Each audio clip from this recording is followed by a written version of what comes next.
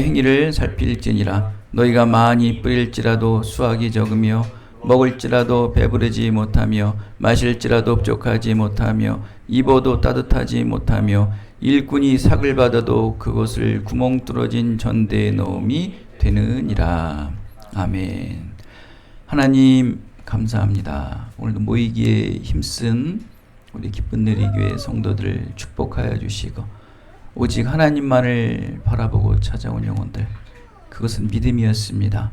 그의 믿음만을 보아 주시옵소서. 예수 그리스도의 이름으로 기도드렸습니다. 아멘. 학계서를 좀 우리가 좀 나눠보려고 합니다. 몇 주간 나눌지 모르겠어요. 짧아요, 학계서는요. 그죠? 학계 선지자의 이름은 절기, 명절이라는 뜻이에요. 하그라는 히브리어 단어인데 원래는 학계라는 뜻이에요. 학계와 쌍벽을 이뤘던 선지자가 당시에 하나가 있죠. 바로 누구죠? 스가랴 선지자. 스가랴와 학계 선지자는 하나예요, 하나. 성전을 재건하기 위해 하나님께서 세움받은 선지자입니다. 학계는 뭐라고요? 명절, 절기. 여러분 명절과 절기를 생각하면 어떤 마음들이 있습니까? 우리 큰아빠가 오고 우리 누가 삼촌이 와서 나에게 뭘 주죠? 매를 주나요? 용돈을 주니까 막 또 먹을 것도 많고 풍성하고 또 연휴도 있고 쉬어야 되고 막 여행 가족끼리 놀러 가는 그런 즐거움들이 많죠. 또 보지 못했던 친척들도 보고 기분이 좋죠. 그죠? 요즘에 이제 많이 저 어렸을 때만큼 그 명절의 분위기는 많이 없었지만 그래도 이렇게 어른들이 있는 집들은 명절이 있으면 상당히 행복하죠. 또 이렇게 막 약주도 좋아하시고 이렇게 노는 거 좋아하시는 분들은 막 가족들 모여가지고 막 약주도 드시고 막 노래방도 가고 막 하지 않습니까? 참 좋은 날이죠, 명절은. 여러분 이 선지자의 이름의 뜻을 우리는 참 잘 알아야 돼요. 하나님께서 왜 이 학계라는 선지자의 이름을 명절, 절기라고 줬을까? 예레미야 애가 2장 6절에 보면 이런 말씀이 있습니다. 여호와께서 시온에서 절기와 안식일을 잊어버리게 하셨다. 여러분 우리 그러죠. 왜 너무 괴롭고 너무 힘에 들고 인생 삶이 너무 정말 그러면 우리 어때요? 내 생일도 누가 하나 알아주지 않고 내 생일도 하나 누가 축하하지 않으면 어때요? 내가 뭐하러 태어나서 이 모양 이 꼴이야. 이런 생일이 싫어. 명절인데도 고향도 못 가고 더 괴로움만 쌓이고 그러면 어때? 남들은 다 즐거워서 막 선물 보따리를 들고 막 어울리고 다니는데 나에게는 이 명절이 더 괴로운 거야. 그 뭡니까? 기쁨의 날을 잊어버린 거예요. 명절의 날, 그죠? 생일의 날, 절기의 날 잊어버린 거예요. 그걸 하나님께서 너희 환희와 너희의 쾌락과 너희 기쁨과 너희 감사함을 뺏어 버리겠다라는 거예요. 왜 뺏을까요? 하나님께서 그 기쁨을 왜 우리에게 뺏으실까요? 그 학계 선지자와 쌍벽을 이뤘던 선지자가 스가랴 선지자라고 그랬잖아요. 스가랴 선지자의 이름이 무슨 뜻인지 아십니까? 하나님을 기억하라. 학계와 스가랴, 절기를 기억하라. 하나님의 이름을 기억하라. 근데 이것을 너희들 내 말을 듣지 않으면 잊어버리게 하겠다. 안식일을 잊어버리게 하고 절기를 잃어버리게 하겠다. 왜? 나 하나님의 이름을 버렸기 때문에 너희들은 그런 기쁨들이 이 땅의 삶 속에 없게 될 것이다. 그죠? 돈 버는 기계가 될 것이고 그냥 먹는 먹보가 될 것이고 아무 영혼도 없이 그냥 먹으러만 다니고 그냥 좋으면 웃고 아프면 울고 그런 인간적인 본능적인 삶만 살겠다는 거야. 짐승이죠, 짐승. 우리도 강아지 2마리를 키우는데요. 막 그냥 힘으로 가가지고 삐져서 가잖아요. 그런데도 그 먹이 하나가 있잖아요. 이렇게 강아지들 간식 하나 주잖아요. 언제 혼났고 언제 꾸중 들었는지도 모르고 와서 그냥 막 꼬리를 흔들고 그냥 주인에게 와서 그냥 애교를 부려요. 하물며 짐승도 그런데 사람이 그렇게 인간적인 그런 감각으로만 살 수 있겠습니까? 언제까지? 그게 아니죠.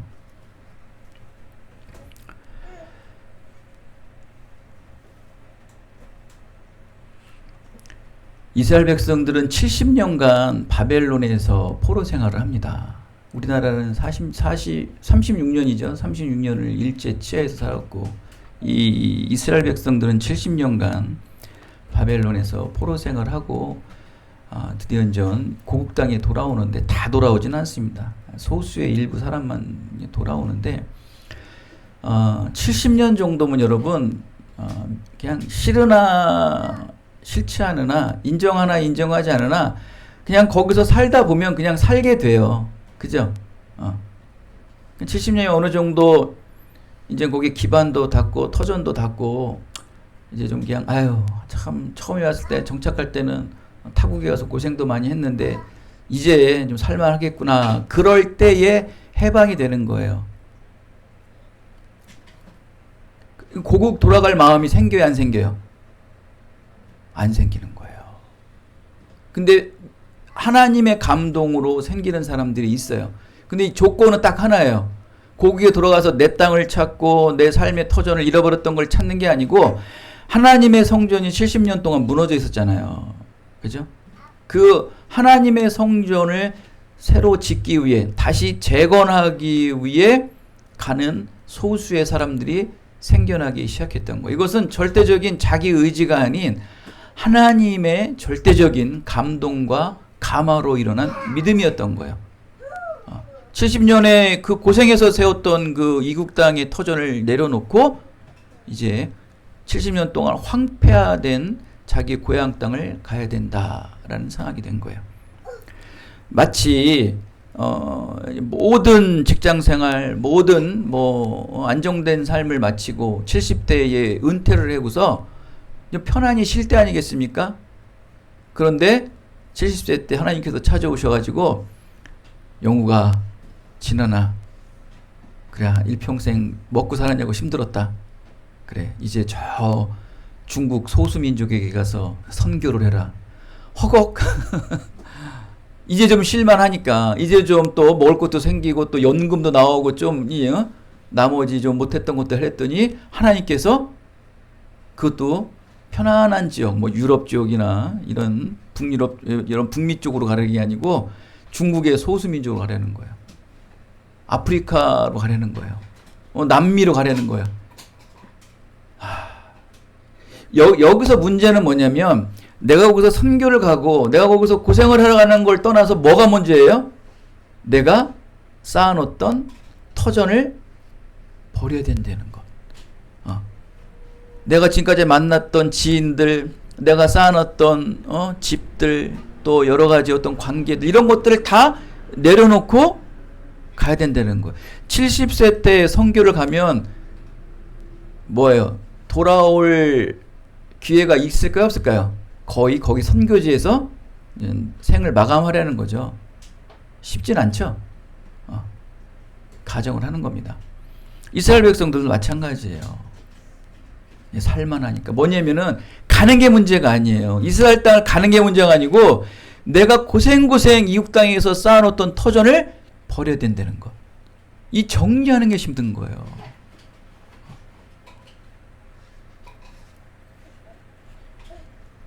하나님의 감동으로 귀환을 결심한 유대인들, 소수의 사람들은 귀환을 결심합니다. 그들의 그 감동은 딱 하나예요. 무너졌던 예배터, 바로 하나님의 성전, 그 화려했던 솔로몬의 성전, 그 무너졌던 하나님의 성전을 다시 세우자. 그 마음 하나로 일심하여서 한 마음으로 그 폐허가 된 예루살렘으로 결단합니다. 황폐한 하나님의 성전의 땅, 거룩한 민족의 땅, 예루살렘으로 떠날 수 있었던 것이죠. 뜨거운 열정으로 귀환한 백성들은 도착합니다. 막상 도착을 하니까 어때요? 현실은 이건 너무한 거예요. 현실은 너무한 거예요.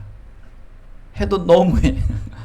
근데 이 환경만 문제가 아니고 보여진 어떠한 어디서부터 손을 댈까가 문제가 아니고 가니까 그 사마리아라는 인들이 벌써 이 예루살렘을 장악하고 수십 년 동안 살았고 또 이방의 주위에 있는 나라들이 끊임없이 그 나라들을 영향력을 미치는 거예요. 그러니까 눈에 보이는 환경도 안 좋지만 만약에 이게 이제 성전을 재건하기 시작하면은 간섭함이 너무 많은 거예요.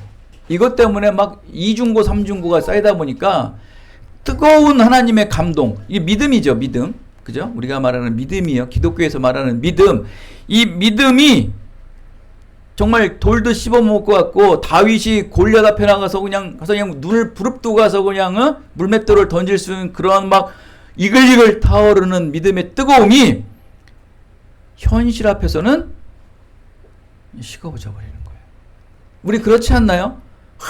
막 금요기도 때 막 주일 예배 때 막 말씀을 은혜 받고 기도에 은혜 받아가지고 막 그냥 자원하잖아요.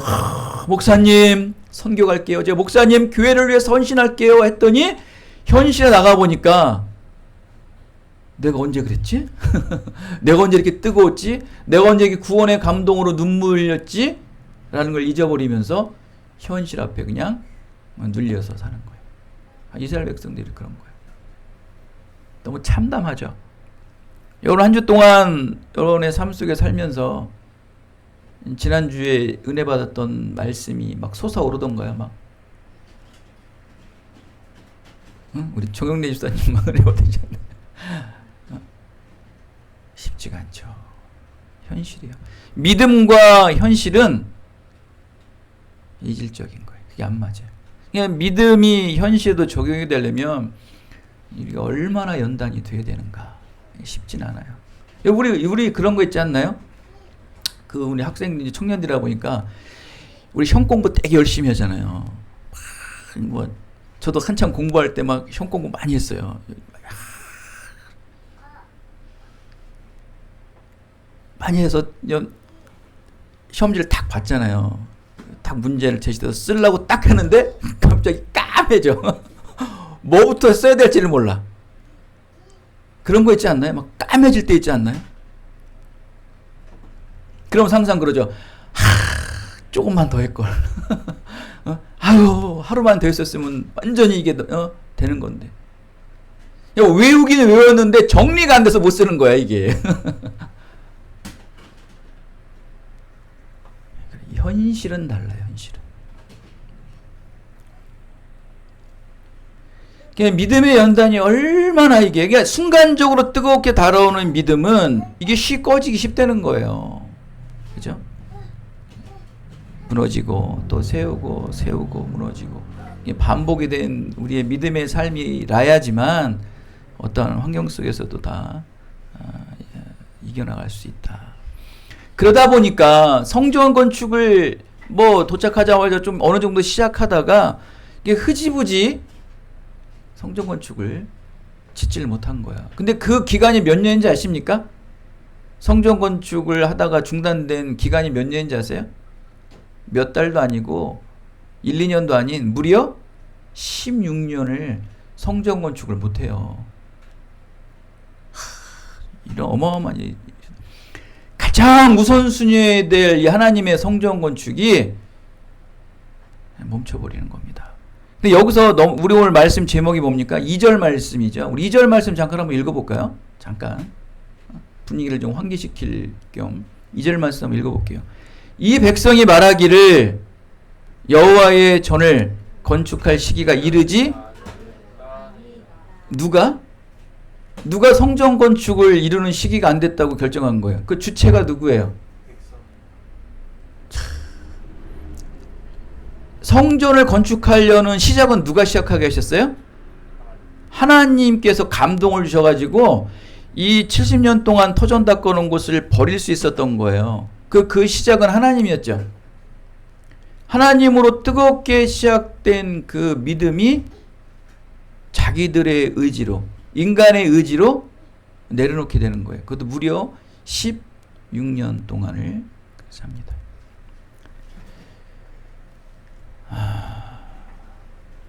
여러분, 샤먼이라고 아세요? 샤먼? 샤먼이 뭡니까? 샤먼은 무당이에요. 무당인데 샤먼 하니까 좀 달라 보이지 않나요? 무당이 샤먼입니다, 여러분. 주술사. 샤먼은 뭐 하는 겁니까? 무당들은 뭐 하는 거예요? 신을 부르고 신을 흔들죠. 그 신이 안 들어주면 어때요? 동물도 잡고 작두에도 올라가고, 그죠? 돈도 막 더 내잖아. 그래서 막 그러잖아요. 돈 더 내야 돼. 그래야 점괘가 나와. 그러면서 그러잖아요. 그러니까 뭐 하는 거예요? 그거 다 그런 행위들이. 신을 흔드는 거죠. 신을 내 마음대로 흔드는 거예요. 그게 샤먼이에요. 그럼 여러분 보십시오. 하나님의 감동으로 자기의 모든 터전을 다 버리고 그 황폐화된 예루살렘에 와서 가장 먼저 우선순위가 성전을 건축하는 거예요. 그 성전 건축하는 것을 자의로 자기 스스로 멈췄다. 그건 뭡니까? 하나님을 자기가 한다는 것. 하나님의 뜻과 계획을 자기가 멈췄다 갔다. 자기가 조절하는 거예요. 이게 샤머니지 아니면 뭡니까? 이게 여기다가 이즘만 붙이면 뭐예요? 샤머니즘이야.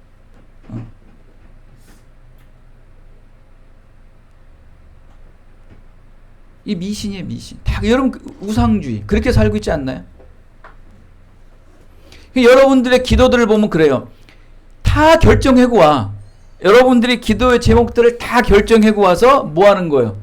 그냥 사인만 받으러 오는 거예요. 하나님, 이제 결제해 주세요. 저 이렇게 기도해서 이렇게 계획을 세울 겁니다. 결제해 주세요. 하나님 흔드는 거지 뭡니까? 우리의 신앙이 그렇지 않나 이거예요.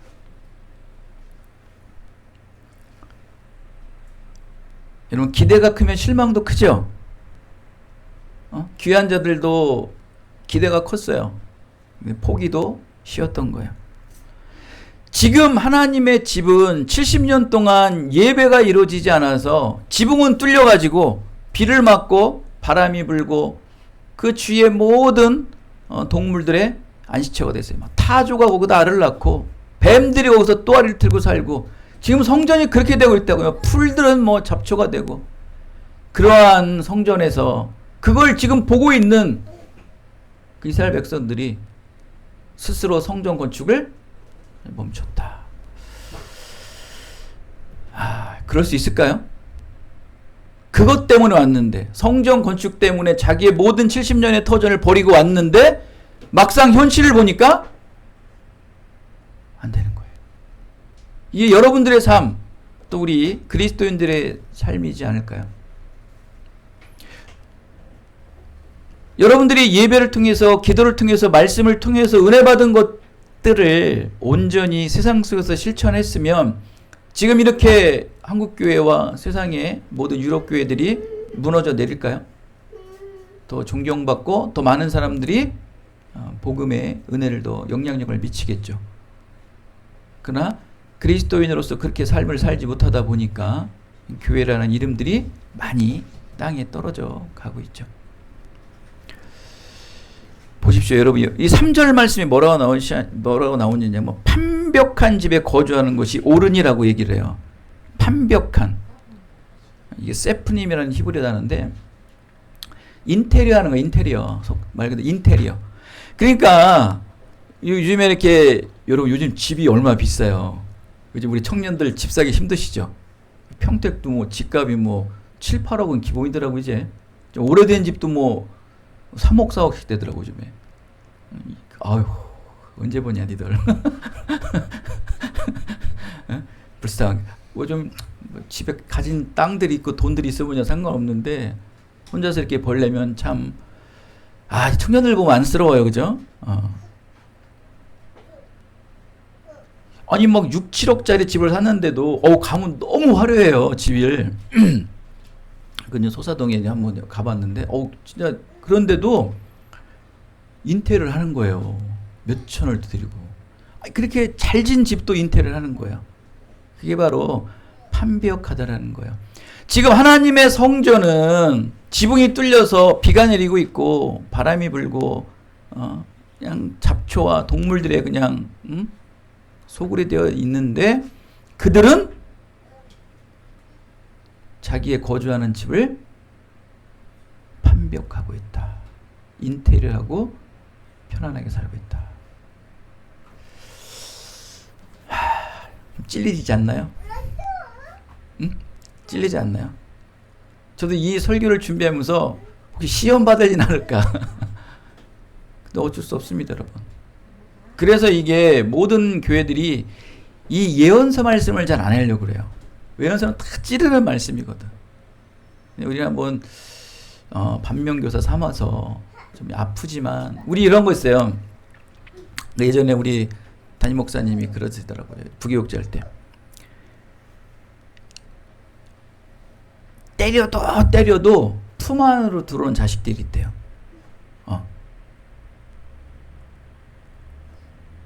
그러니까 성도들도 그런 성도가 있대요. 막 혼내고 뭐해도 자꾸 품 안으로 들어온 성도들이 있듯이 여러분도 어느 축에 속하는 자녀들이십니까? 부모들이 혼을 내고 때릴수록 더 부모님의 품으로 들어가십니까? 아니면 부모님의 혼냄과 꾸지람으로 인해서 점점 더 분리하려 하고 나가려고 하는 사람들입니까? 여러분들의 반대로 입장을 생각하셔서 여러분들의 자녀가 여러분들 자녀들을 혼내고 꾸중을 하는 것은 잘 되려가는 거 아니겠습니까? 근데 꾸중하고 혼을 내는데 자꾸 자녀가 밖으로 나간다. 또 어떤 자녀들은 자꾸 혼을 내고 꾸지람을 하는데 더 안으로 들어온다. 어떤 유의 형태가 좋고 어떤 부류의 사람들이 좋고 어떤 유형입니까, 여러분들? 근데 그 교회는요 굉장히 혼을 내요, 목사님이. 눈이 부리부리해요, 막 그냥. 근데 혼을 내면 혼을 낼수록 성도들은 안으로 더 들어온다는 거예요. 마찬가지로 예언서의 말씀, 이 선지서의 말씀, 우리를 찔러요. 우리를 아파요. 그러나 이 말씀을 전할 때마다 아프고 괴롭지만 더 성도들은 하나님 앞으로 다가온다. 품 안으로 들어. 이게 참된 자녀거든요. 그렇기 때문에 이런 말씀이 필요한 거예요.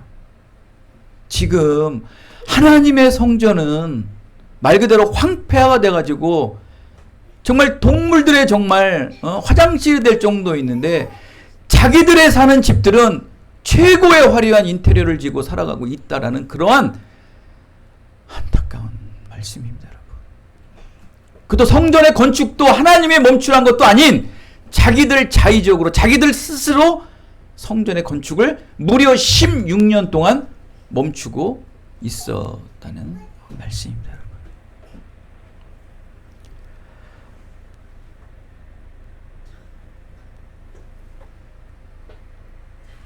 여러분, 행복이 무엇입니까? 여러분, 행복. 여러분, 풍족하고 정말 높은 자리에 있고 정말 누릴 걸 다 누리는 걸 여러분 행복의 기준으로 보고 있죠. 하나님께서는 그렇게 복을 많이 주시는 분도 많아요. 특별하게 주시는 분도 있고 때로는 여러분 그게 꼭 행복의 정의는 아닙니다. 때로는 이런 행복도 있어요. 맛있는 걸 먹지 못하고 또 풍요한 삶을 누리지 못해도 행복을 누리는 사람도 있어요. 많지는 않겠죠. 풍족함을 누리고 부유함을 누려야지만 행복을 누리는 사람이 있는 반면에 거기서 행복을 찾는 사람이 있는 반면에 그렇지 않고 좀 힘든 삶일지라도 좀 어려운 삶일지라도 그곳에서도 행복을 누리는 사람도 있다는 거예요. 환상적인 경험을 많이 해야지만 행복을 누리고 좋은 옷을 입어야지만 좋은 차를 사야지만 늘 맛있는 음식을 먹어야지만 좋은 집에 살아야지만 행복을 누리는 것은 아니다. 그건 절대적인 행복의 기준은 아닙니다. 그렇다면 기독교는 필요가 없겠죠. 그렇죠? 기독교는 있을 필요가 없는 거예요. 예수님의 행복은 어땠을까요? 우리의 구원자 되신 예수 그리스도의 행복은 십자가에 매달려 피를 흘려 죽으셔야지만 그는 그게 행복이었어요. 그리고 그를 따르는 제자들, 즉 예수님의 후예들은 어땠을까요? 예수님의 후예들도 마찬가지로 십자가를 지고 좁은 길을 걸어가는 것들이 그들의 참된 궁극적 행복이었습니다. 여러분들은 어디에 속하십니까? 십자가를 내려놓는 것이 행복이십니까? 십자가를 지는 것이 행복입니까? 여러분, 십자가를 진 자들은요, 아무리 풍요해도요, 아무리 높은 자리에 올라가더라도요, 그 십자가를 지고 있는 행복만큼은 상위 행복으로 나갈 수가 없어요. 여러분의 풍요의 삶 속에서도, 여러분의 높은 여러분의 위치 속에서도 십자가를 진 자들은요, 십자가를 지는 고통이 여러분의 최궁극적인 행복이 되어야 되는 거예요. 그게 바로 예수님의 후예들이에요. 그 후예들이 아직도 이 시대를 주도하고 있다는 것을 믿으시기 바랍니다. 바로 교회예요, 교회. 그 교회는 생명이 있는 거예요.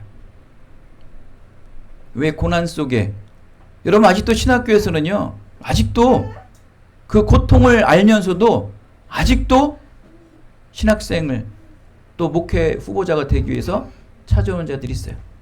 서울대를 다니고 정말 유명한 대기업에 다니는데도 하나님의 사명을 감당하고자 그의 모든 것들을 버리고 오는 사람들이 있어요.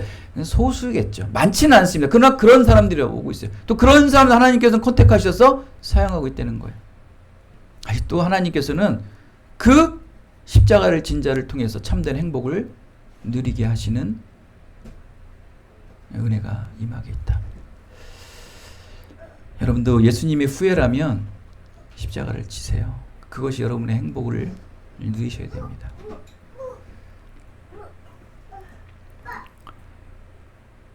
바로 16년 동안 성전 건축이 멈추는 이때에 드디어 학계 선지자가 나옵니다.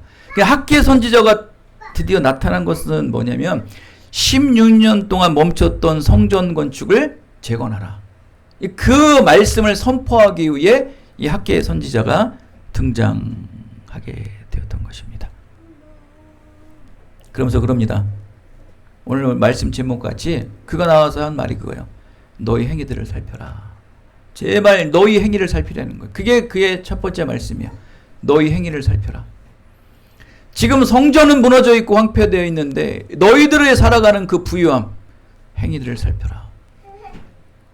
어떻게 왔고, 어떻게 하나님의 감동을 받아서 이 황폐한 땅까지 왔고, 무엇을 위해 왔고, 그런데 지금 너희들은 무엇을 위해 살아가고 있는가? 그것을 행위를 살피라는 거예요. 결국 한마디로 말하면 회개하려는 거예요. 철저히 여러분의 인생의 삶을 회개하려는 거예요.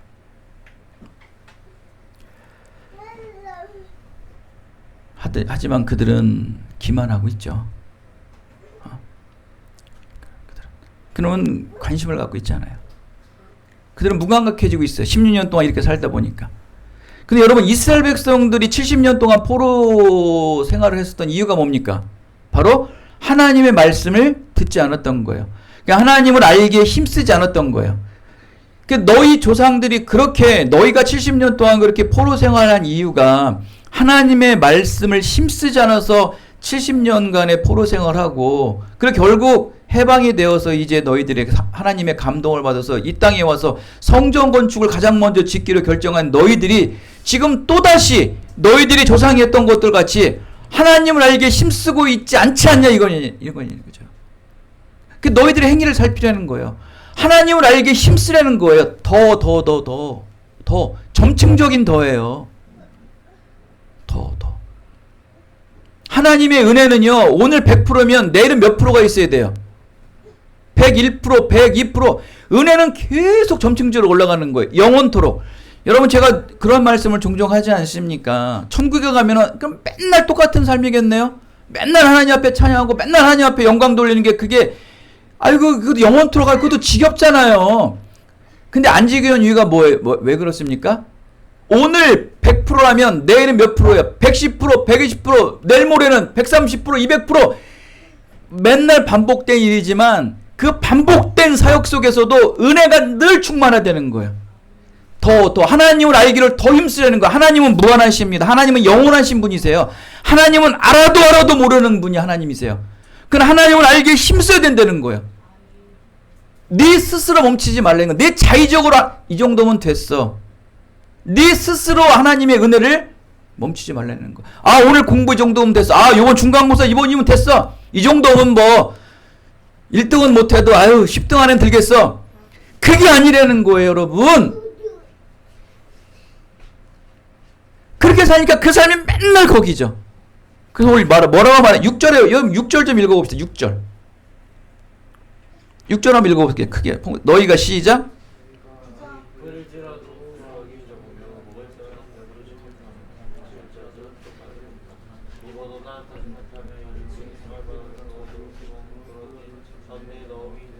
이렇게 된다는 거예요. 맨날 스스로 여기까지 내 행위도 살피지 않고 맨날 여기까지. 아, 쟤는 천재기 때문에 쟤는 어쩔 수 없어. 난 못 따라가. 저런 애들. 쟤는 원래 집안이 좋은 애라 에휴 나는 못 따라가. 이 정도면 돼. 여기 정도면 됐지 뭐. 여러분 그렇게 살고 있지 않나요? 그럼 이렇게 된다니까요. 6절처럼. 벌어도요 행복이 없어요. 벌어서 통장에 월급은 들어오는데 월급은 쌓이고 지평수 넓어지는데 행복하진 않아요.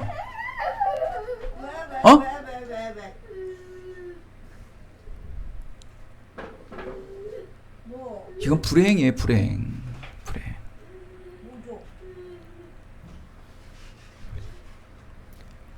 너희 행위를 살펴라. 너희 행위를 살펴라. 건축할 시기는 너희가 정하고 너희가 폐하는 게 아니다. 하나님이 하신다는 거예요. 결코 세상과 타협하지 말라는 거예요. 너희 삶과 타협하지 말라는 거예요. 하나님의 일을 세상과 타협하고 세상과 조율을 하는 순간 잘 살 수 있어요, 여러분. 하나님을 멀리하고도 잘 살 수 있다고, 여러분. 참된 행복을 찾을까? 예수님의 참된 후예라고 얘기할 수 있습니까? 예수님의 제자라고 말할 수 있습니까? 십자가를 진 자만이 참된 궁극적인 행복을 얻는 거예요.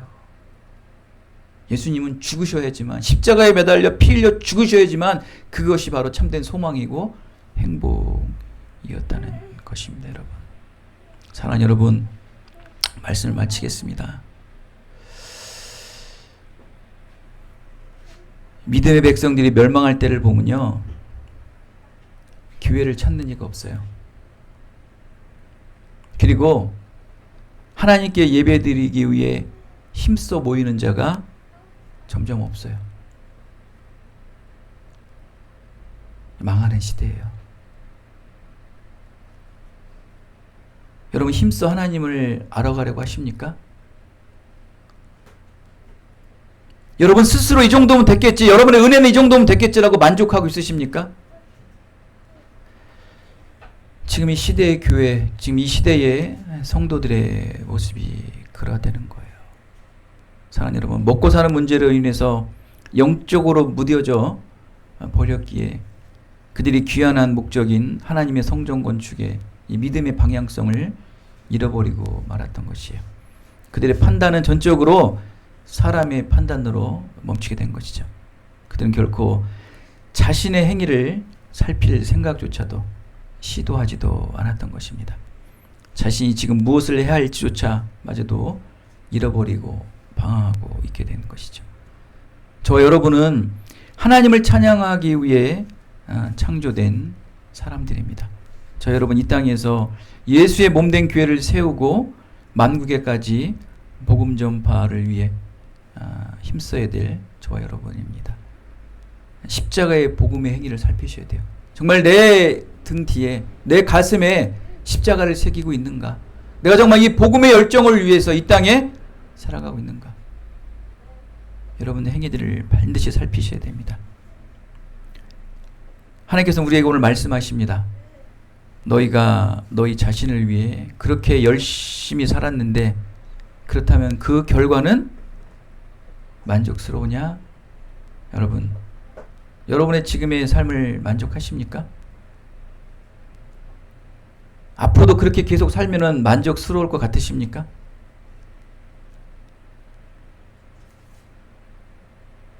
삭을 받고 전대에 돈이 들어오고 내 주머니에 돈이 들어오고 뿌려진 씨앗들이 올지라도 그거는 행복이 아니라는 거예요.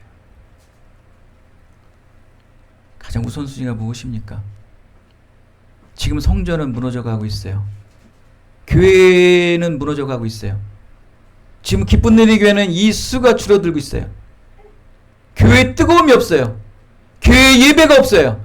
기도가 없어요. 정말 작을수록 또 교회에 기도가 살아야 되는데 기도가 죽어져 가고 있지 않나요? 여러분, 우리 교회가 큰 교회로 뭐라고 얘기할 수도 없어요. 왜? 우리 교회도 지금 일어서지 못하고 있잖아요. 우리 청년부들이 있는데도 뜨거운 열정이 어디 있습니까?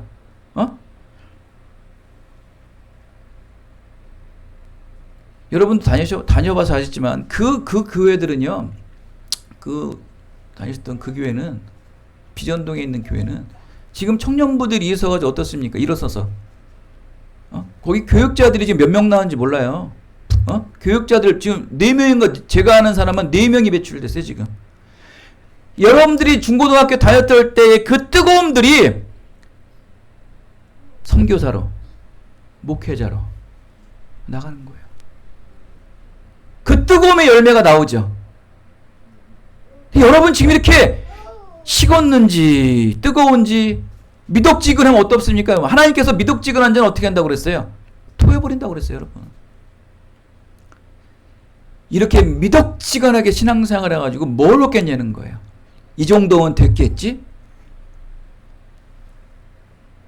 정말 오늘 이 학개서의 말씀을 보고서 여러분 마음을 뒤집어서, 여러분 마음을 찢어서 여러분 마음의 속을 이 길 위에 내놔야 돼요.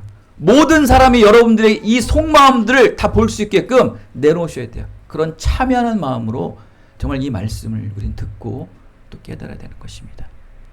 자신의 살아온 인생 삶의 행위를 여러분 깊이 살피실 수 있는 이 겸손한 회고의 시간을 가지실 때 앞으로 여러분의 미래에 펼쳐질 삶을 전망할 수 있는 이 명확한 믿음의 우선순위의 목표를 바르게 세우실 수 있는 여러분 모두가 다 되시기를 예수 그리스도의 이름으로 축원드리겠습니다. 하나님 아버지 감사합니다. 좀 아프고 찌르는